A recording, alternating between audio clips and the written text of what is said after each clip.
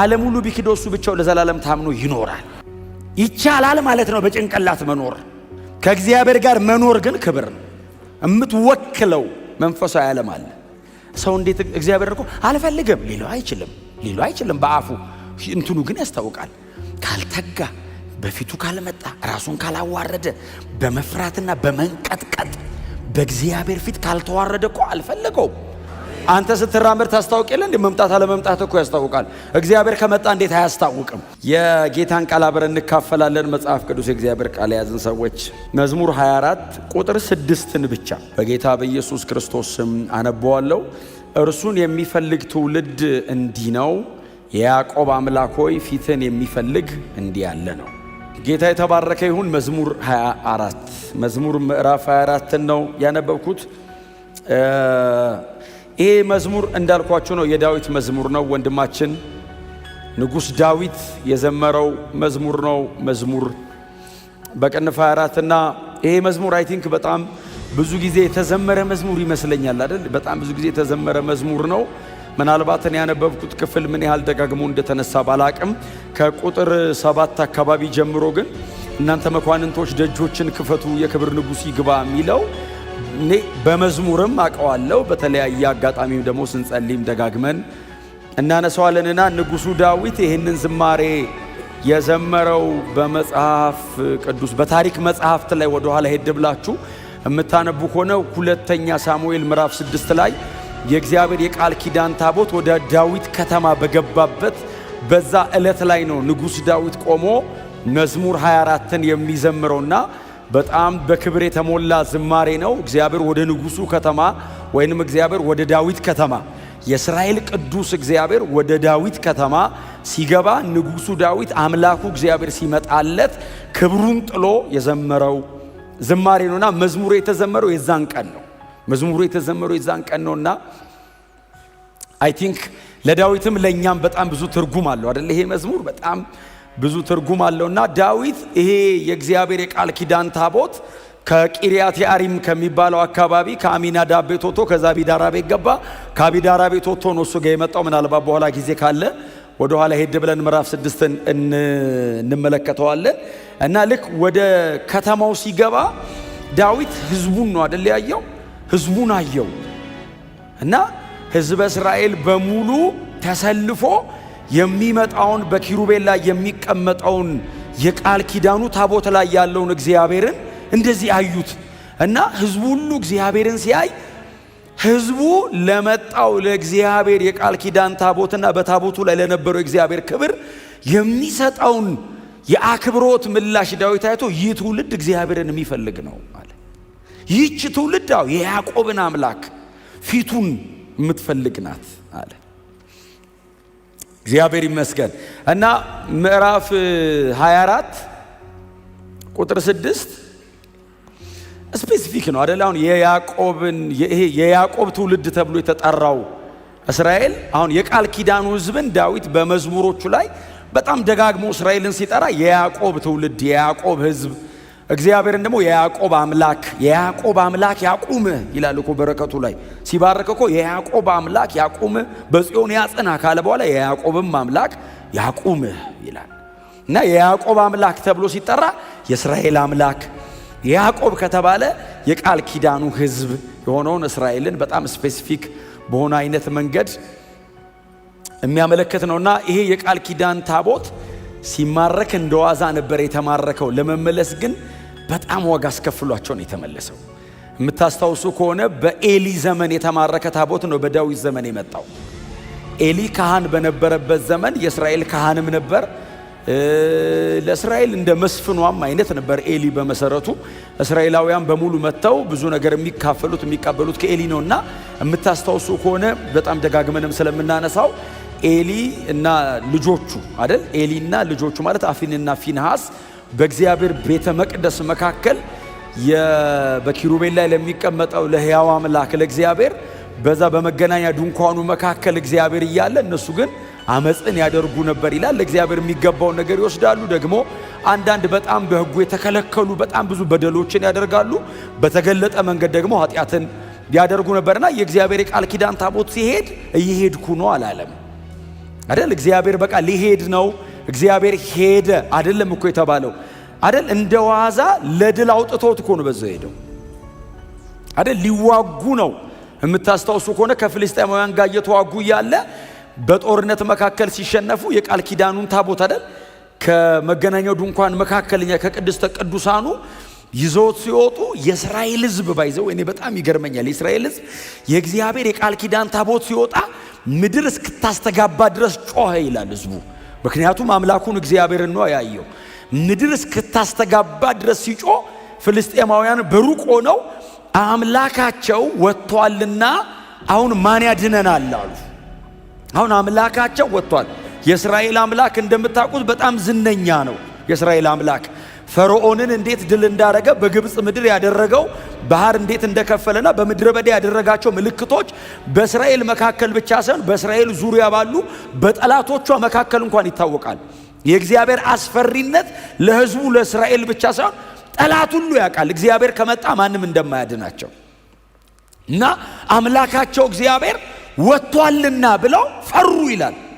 እግዚአብሔር ግን የወጣው ለእስራኤል ድል ሊሰጥ ሳይሆን በሌላ ምድር ሄዶ ብቻውን ሊዋጋ ነው እና አልፈለጋቸውም እነሱን እና ሲሄድም ወደ ጦርነት ይዞት ወጡ።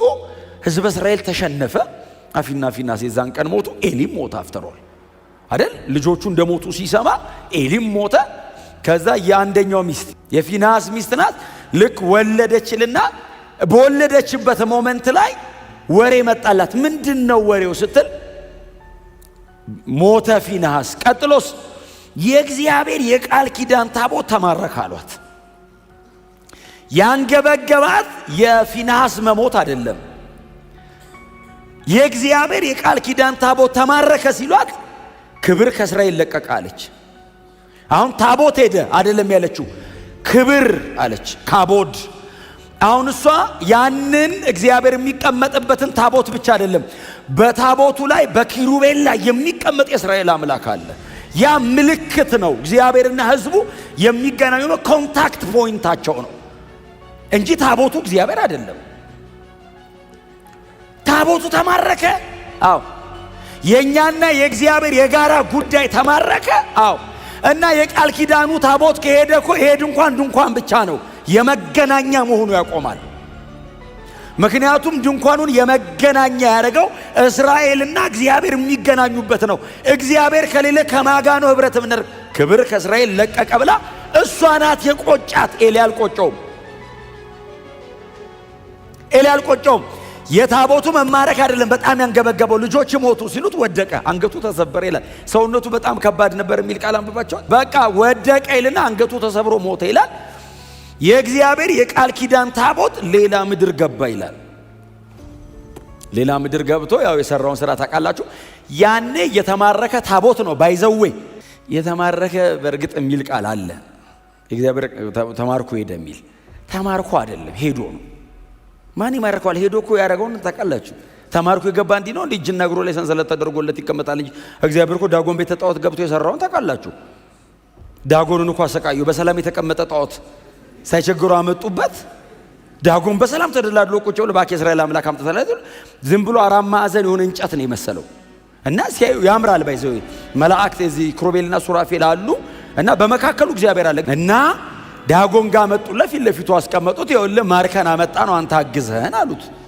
እንግዲህ ዳጎን ቤተ ጣዖት አስገቡት ይላል እግዚአብሔርን። አሁን እግዚአብሔር ታውቃላችሁ ለመዋጋት ሜዳ አይመርጥም፣ በሜዳ አይልም፣ ደጋፊ አይፈልግም፣ ብቻውን። እስቲ አሜን በሏ። ዓለም ሁሉ ቢክደው እሱ ብቻው ለዘላለም ታምኖ ይኖራል። በቃ ብንከተለው ለኛ ነው ጥቅሙ እንጂ እኔ ባልከተለው እግዚአብሔር አይጎልበትም። የማይቆጠሩ መላእክት በሰማይ ለዘላለም ቅዱስ ቅዱስ ይሉታል። ክብር ጎሎት አይደለም የጠራኝ፣ እኔ ሊባርከኝ ፈልጎ ለዘላለም ሊያኖረኝ ነው የጠራኝ። እና ብቻውን ገባ። ዳጎን አስቡት እንግዲህ ቲፎዞ ማት አሸንፈን የመጣው ይሉታል። ድል አድርገህ እኮ ነው የሰጠህ። አምላካችን ዳጎን አሸነፈልን ነው። ሁሌ ጦርነቱ ባይዘው እነሱ ካሸነፉ ለአማልክታቸው፣ እስራኤል ካሸነፈች ለአምላኳ ነው። ውጊያው የሰው አይደለም፣ ውጊያው መንፈሳዊ ዓለም ነው። ትዝ የሚላችሁ ከሆነ ሶምሶንን ይዘው አይኑን አወጡት ይልና አምላካችን ሶምሶንን አሳልፎ ሰጠን ያሉት። ጦርነቱ የሶምሶንን የነሱ አይደለም። የሳምሶን አምላክ ተሸንፎ ሳምሶንን ያዝነው ነው። ስለዚህ አሁን እናንተ ፌል ስታረጉ ባይዘው የምትሰደቡት ብቻችሁን አይደለም አምላካችሁ ነው የሚሰደቡ ባይዘው ብለን ነበር እኮ ዘንበለው እኮ ነው የተከተሉት ማንን ብቻዬን እኮ ነው እኮ አይቻልም ብቻህን የምትወክለው መንፈሳዊ ዓለም አለ እስቲ አሜን በሉ ጎናችሁ ለሰው እግዚአብሔርን ተወክለዋል ተጠንቅቀ ኑር በሉት አው ከዛ መጽሐፉ ሲናገር ዳጎን ቤተ ጣዖት ገባ ያው የመጀመሪያ ቀን ሲመጡ ዳጎን ወድቆ ተበቃቸው ወድቋል እናንተ በስነ ስርዓት አላስቀመጣችሁትም ብለው ለካ ገፍትሮት ዳጎን ጣዖት ነው አያወራም እንጂ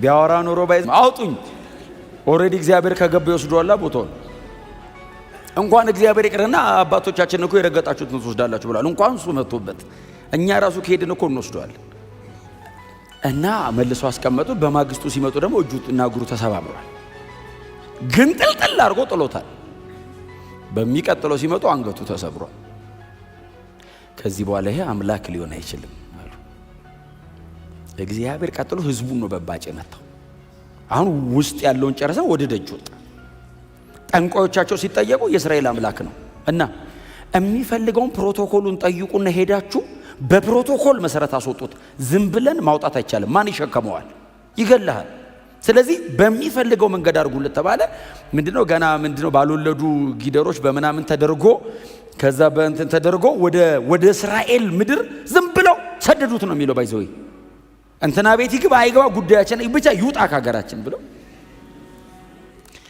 አሚናዳብ የሚባል ሰውዬ ቤት ተቀመጠ በዚህ ሁሉ ዘመን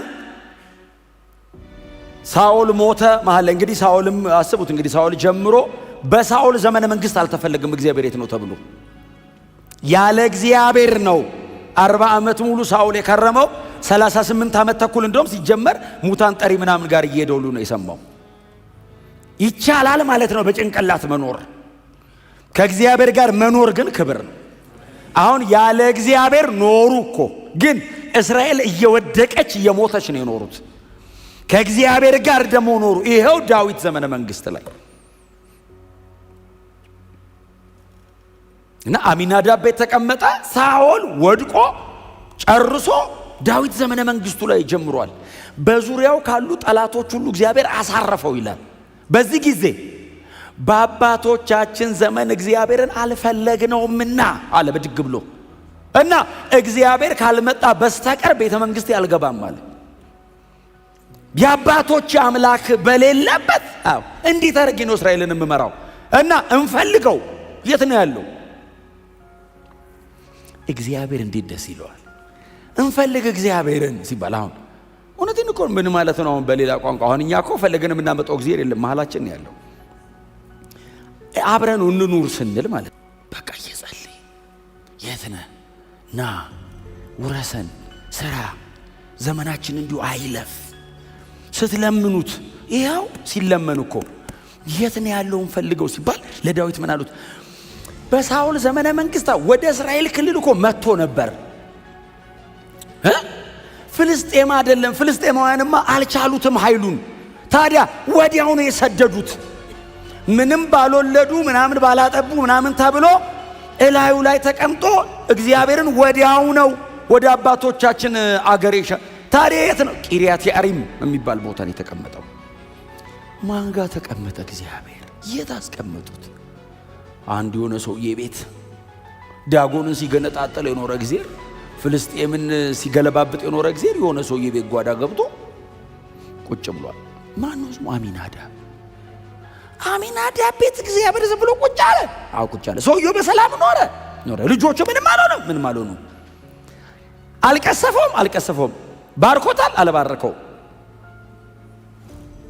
እንዲህ መኖርም ከባድ ካልገደለ ቢባረከ ጥሩ አልባረከውም ምንም ሰውየው ኖርማል ዝም ብሎ ነው የሚኖረው ታውቃለህ ዝም ብሎ ብቻ ቤቱ እንደ አራተኛ ሰው አድርጎት ምክንያቱም አምስተኛ ሰው ሊሆን ይችላል እሱ አለ ሚስቱ አለች ሁለት ልጆች አሉት ኦዛና አህዮ ነው ምናምን የሚባሉ ሁለት ልጆች አሉት አምስተኛ አካል ነገር ሆኖ ዝም ብሎ ቁጭ ብሏል እግዚአብሔርን የሚያክል የእስራኤል አምላክ ከእግዚአብሔር ጋር ስትኖሩ እግዚአብሔር እንዳለ ያስታውቅ ይለይላችሁ አይ አምላኩ አላታየውም እንዴ ይባልላችሁ ዝም ብሎ ከእግዚአብሔር ጋር መኖር እንዴት ነው ዝም ብሎ የሚኖረው ያስታውቅ እንጂ እግዚአብሔር ይራመድ። አንተ ስትራመድ ታስታውቅ የለ እንዴ? መምጣት አለ መምጣት እኮ ያስታውቃል። እግዚአብሔር ከመጣ እንዴት አያስታውቅም? አንተ የረገጥክበት ቦታ የገባህበት ቦታ ጠረን ምልክት መታው ከቻልክ እግዚአብሔር ከመጣ መሬት መነቃነቅ አለበት። ጄኔሬሽኑን እግዚአብሔር ኢንፍሉዌንስ ማድረግ አለበት። ከእናንተ ጋር ሆኖ ትውልዳችሁን መጫን አለበት። ሲስተሙን ማነቃነቅ አለበት። የአገሪቱን ታሪክ እግዚአብሔር ዞር ማድረግ አለበት። እውነቴን ነው የምላችሁ፣ እግዚአብሔር በእኛ ዘመን ኢየሱስ ክርስቶስን ማድመቅ አለበት። በፍጹም ስለ ሌላ ጉዳይ አይደለም እያወራ ያለሁት፣ እኔ ስለ እግዚአብሔር መንግስት ነው እያወራ ያለሁት። ኢንፍሉዌንስ እግዚአብሔር ካለ አዎ ማስታወቅ። አሚናዳብ ቤታው ምን ያህል ዓመት 10 ምናምን ዓመት ተቀምጧል። በይዘው 14 ዓመት ይመስለኛል ቁጭ ብሏል። ይኑር አይኑር ባይዘው አያስታውቅም። የሰሙ ሰዎች ናቸው ለዳዊት መጥተው የነገሩት። ከዛ አሚናዳብ ቤት ሄደ። አሚናዳብን አገኘው ዳዊት። አንተ ጋር ነው ያለው እግዚአብሔር አለው። አዎ ይሄንን ዩኒቨርሳሊ ዓለምን የሚመራ አምላክ ጓዳ አስቀምጠ ደብቀ ቁጭ አርጋዋል። አዎ እንዲሰራ ምንም አላረከው። የሚፈራ አምላክ፣ ተራራ ላይ ሲወርድ ተራራ እስከ ወገብ የሚያቃጥል አምላክ፣ ሲና ሊቋቋመው የማይችል አባቶቻችን እግራቸው የሚንቀጠቀጥ ሙሴ ልታየኝ አትችልም ተብሎ የተከለከለ አምላክ አሚናዳብ ገብቶ ቁጭ ብሎ የሚፈልገው እኮ ነው የሚፈልገው እግዚአብሔር። ካልተፈለገ ዝም አለ። እሱ 10 ዓመት እኮ ረጅም አይደለም ለእግዚአብሔር። እሱ የዘላለም አምላክ ነው። አልፈለጉኝም ብሎ አጥንቴ ነው የሚቀልጠው። አልፈለጉኝም ብሎ እግዚአብሔር ባይተዋሮ ነው በራሱ ዝም። በቃ አልተፈለጉ ዝም። ይኑር አይኑር እስከማያስታውቅ ድረስ አለመጸለይ፣ በፊቱ አለመሆን፣ ለቅዱስ ቃሉ ታማኝ አለመሆን፣ በትህትናና በመዋረድ በፊቱ አለመሆን እኮ አለመፈለግ እኮ ነው። ሰው እንዴት እግዚአብሔር እኮ አልፈልግም ሊለው አይችልም በአፉ እንትኑ ግን ያስታውቃል። ካልተጋ፣ በፊቱ ካልመጣ፣ ራሱን ካላዋረደ፣ በመፍራትና በመንቀጥቀጥ በእግዚአብሔር ፊት ካልተዋረደ እኮ አልፈለገውም። ምክንያቱም እግዚአብሔር በትዕቢት አይፈለግም። እግዚአብሔር በእኔ ክብር አይፈለግም። እግዚአብሔርን በመዋረድ ነው የምፈልገው፣ በትህትና ነው የምፈልገው፣ ዝቅ ብዬ ነው የምፈልገው። ያኔ እኔ ዝቅ ስል ይራመድልኛል፣ ይመጣል፣ ፈልገኛል ይላል። አዎ እኔ ደግሞ ተረኛ ነኝ አንተ ህይወት ላይ ይላል። እግዚአብሔር ደግሞ ብቅ ይላል። አይ ፈልገውኛል